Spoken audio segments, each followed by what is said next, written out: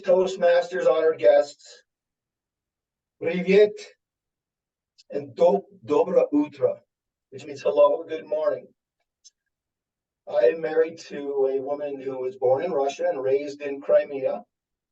We've been together 11 years. Her name is Svetlana, and for the very reason that there was difficulty in pronouncing her name in America, Svetlana goes by Lana. Very adamantly goes by Lana. Tells people that Svetlanas are blonde and she's a brunette. So I don't know. She moved to the United States in the late 90s, and she left a very tumultuous situation, which has, again, in Crimea and Russia and Ukraine, that's the area she's from, has remained a very tumultuous thing. And so she's enjoyed moving to the United States, finding an element of our system, which is, even though right now she says, what are you doing here? This is going into the same kind of Soviet system as I grew up in. I tried to get away from it. You're turning your country into kind of Soviet system with the oversight and the cancellations and all that. So there's a lot of interesting differences from where she came to where she is and how we've gone along.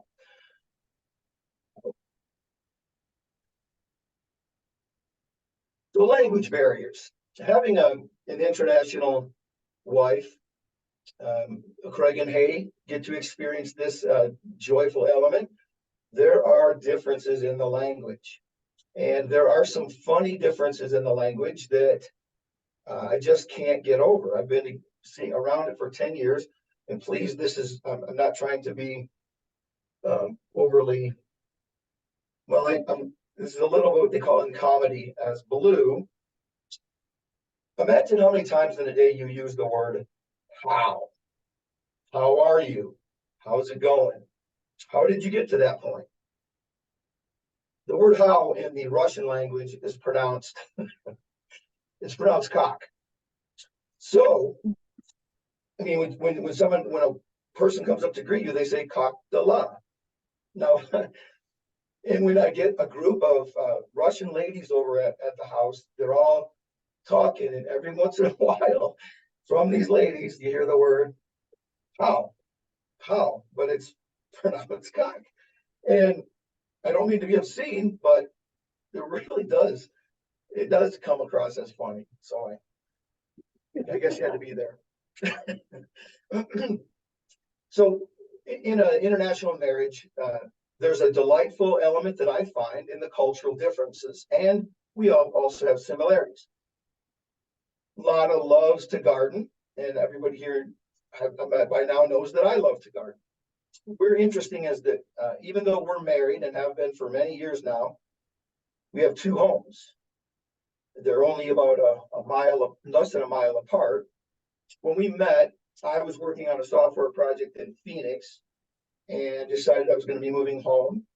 And I hadn't dated in years, and so I got onto Match.com, and you had to put a search area of when I was building my profile, the smallest search area I could search was 1 mile from my house.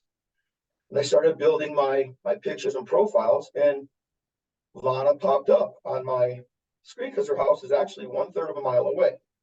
Delightful, cultured woman, master's level musician, music teacher. I play the trumpet, and so I love music. And I was quite intrigued when we hit it off, and we've been together in 11 years' time.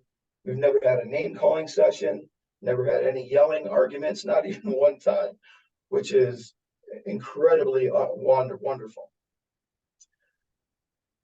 It's interesting to be able to introduce my culture to her because the Soviet Union was way behind the Hollywood movie building in the United States. So when we want to watch movies, she's perfectly happy watching a Western from the 50s or a comedy from the 50s with Bing Crosby and all the old actors. She's delighted by those kinds of movies, even the early 70s and 80s movies. And it's fun for me to get to introduce some of my childhood movies to her with a whole new set of eyes. That is neat. We had one cultural difference that I had to exert my capitalist Piggot nature. Growing up in the Soviet Union, she didn't understand capitalism really well. And so she thought that used car sales was a crime. What are these people just taking a car, putting a bunch of prices on it, and selling it? And I had to explain over when we first met some of the nuances that go into that kind of a thing. She's influenced my life in a lot of ways, and conversely, so have I. We've avoided in our life what is called a razgrom. And a razgrom in Russian is a debacle.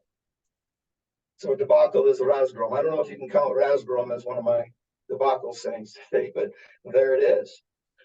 My wife is wonderful. She is an impactful teacher. She has students and hundreds of students over the years. She teaches them at a very high level and gets complete buy-in and love from her students. And it's very apparent that I'm with an incredibly caring woman, which really enhances my life. She loves to travel. She's kind. And she really has enhanced my experience in this life that I couldn't even have imagined. So our journey together has been very interesting, and the nuances involved in the international love, the differences and all that kind of all those elements make a very wonderful marriage. I would like to encourage anybody that is having a hard time with our current American culture, expand your idea, think about possible other possibilities around the world. You might be surprised at how wonderful it is. Thank you.